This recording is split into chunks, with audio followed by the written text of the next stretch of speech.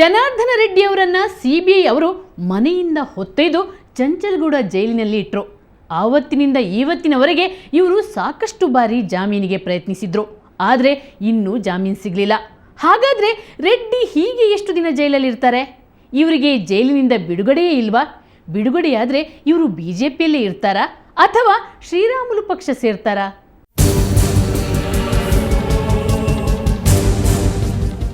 ಆರು ತಿಂಗಳ ಹಿಂದೆ ರಾಜನಂತೆ ಮೆರೆದ ಜನಾರ್ದನ ರೆಡ್ಡಿ ಈಗ ಸಾಮಾನ್ಯ ಖೈದಿ. ಆರೋಪಿ ಸ್ಥಾನದಲ್ಲಿ ನಿಂತಿದ್ದಾರೆ. ಅಕ್ರಮ ಗಣಿಗಾರಿಕೆಯ ಆರೋಪವನ್ನ ಹೊತ್ತಿದ್ದಾರೆ. ಅಂದು ಸಚಿವರಾಗಿ ಮೆರೆದ ರೆಡ್ಡಿ ಬಿಜೆಪಿಯಲ್ಲೇ ಅನಾಥ, ಅತಂತ್ರ.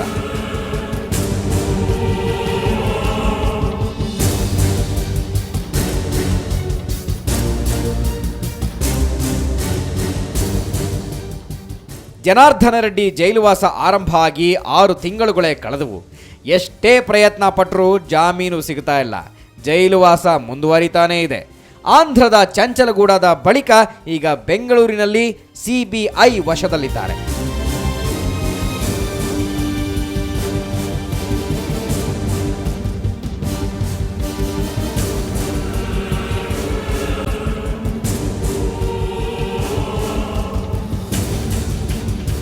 ತನಿಖೆ ಮೇಲೆ ತನಿಖೆಗಳು ನಡೆಯುತ್ತಲೇ ಇವೆ.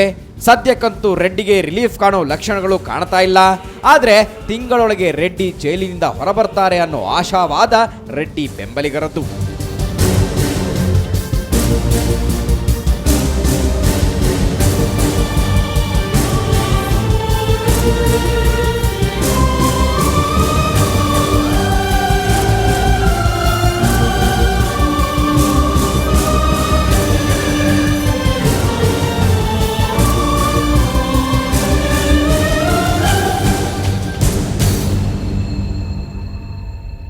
ಬಿಜೆಪಿ ಅಧಿಕಾರಕ್ಕೆ ಬಂದ ದಿನದಿಂದ ಒಂದಲ್ಲ ಒಂದು ರೀತಿಯಲ್ಲಿ ಕಿರಿಕಿರಿ ಮಾಡ್ತಾ ಇದ್ದ ರೆಡ್ಡಿ ಬ್ರದರ್ಸ್ ಬಗ್ಗೆ ಬಿಜೆಪಿಯೇ ಆಸಕ್ತಿ ಕಳೆದುಕೊಂಡಿದೆ.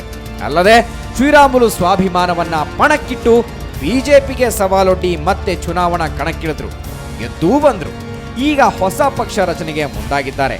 ಈಗ ಜನಾರ್ದನ ರೆಡ್ಡಿ ಬಿಜೆಪಿ ತೊರೆದು ರಾಮುಲು ಪಕ್ಷ ಸೇರ್ತಾರೆ ಅನ್ನೋದು ಪಕ್ಕ.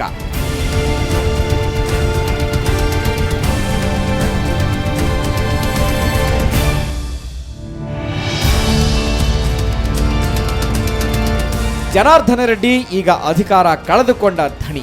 ಈ ಧಣಿಗೆ ಎಷ್ಟು ಮಂದಿ ನಿಷ್ಠೆ ತೋರಿಸ್ತಾರೆ? ರೆಡ್ಡಿ ಮತ್ತೆ ತನ್ನ ಹಿಂದಿನ ವರ್ಚಸ್ಸನ್ನ ಗಳಿಸೋದ್ರಲ್ಲಿ ಯಶಸ್ವಿಯಾಗ್ತಾರಾ ಅನ್ನೋದು ರೆಡ್ಡಿ ಜೈಲಿನಿಂದ ಹೊರಬಂದ ಬಳಿಕವೇ ಗೊತ್ತಾಗಲಿದೆ.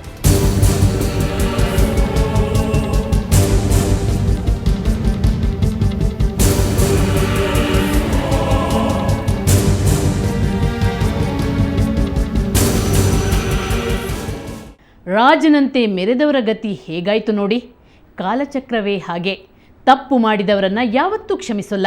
ಹಾಗಾಗಿ ನಾವು ಹೆಜ್ಜೆ ಇಡುವ ಮುನ್ನವೇ ಯೋಚಿಸಬೇಕು. ಜನಾರ್ದನ ರೆಡ್ಡಿಯವರ ಈಗಿನ ಪರಿಸ್ಥಿತಿ ಉಳಿದ ಎಲ್ಲ ಜನಪ್ರತಿನಿಧಿಗಳಿಗೊಂದು ಪಾಠ. ಇದು ಇವತ್ತಿನ ಸುವರ್ಣ ಫೋಕಸ್. ನಾಳೆ ಮತ್ತೊಂದು ಇಂಟ್ರೆಸ್ಟಿಂಗ್ ಸ್ಟೋರಿಯೊಂದಿಗೆ ಮತ್ತೆ ಬರ್ತೀನಿ.